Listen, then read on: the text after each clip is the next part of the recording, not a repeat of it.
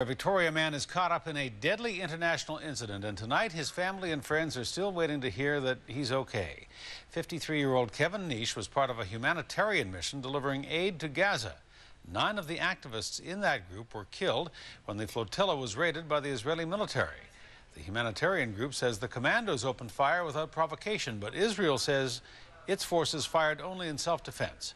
Israel's Prime Minister flew home from Ottawa tonight, cutting short a trip to Canada to try to deal with this growing international crisis. As for Kevin Neish, there is still no word tonight. A News reporter Eric Thompson joins us now with the latest. Eric. Hudson, many Canadians are watching the situation very closely, and the world is waiting for the political fallout. Israeli commandos storm a ship bringing supplies to the Gaza Strip. They say the ship ignored repeated warnings to turn back and go to another port. 9 activists were killed. Kevin Neish of Victoria was on one of the other ships in the flotilla.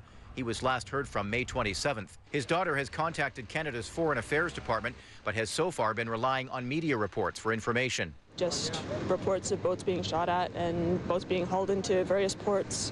Nothing direct about him.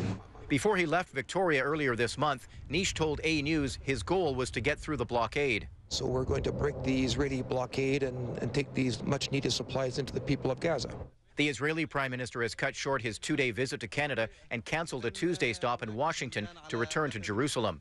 Benjamin Netanyahu says Israeli soldiers boarded 5 ships peacefully, but were attacked on a 6th ship that was part of the flotilla. They were mobbed, they were clubbed, they were beaten, stabbed.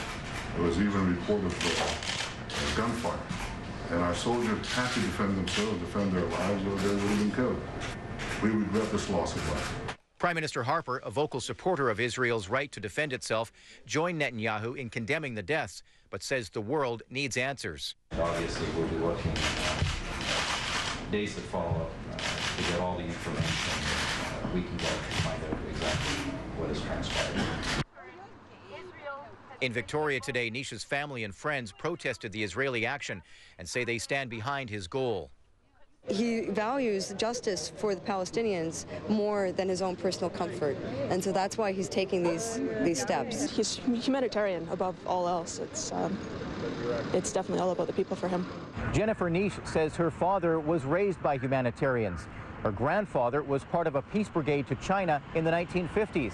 And people who know Kevin say his actions are not about politics, they are about people. It is very much the people thing that drives him. He's just always been concerned about the welfare of others. Perhaps his actions seem exemplary because so few of us are willing to step up to the plate and sacrifice what he's obviously sacrificing. I phoned the MC in Ottawa this morning. Neish's friends say they support his humanitarian work, but never expected he'd encounter a conflict like this. Hudson, we still have no information about the fate of Kevin Neish or his whereabouts. And while his family and friends await word, there is the ever-growing concern that peace in the Middle East is still a far cry from reality.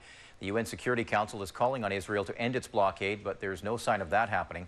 What remains to be seen now is how this will change Israeli relations with countries it had been trying to mend fences with.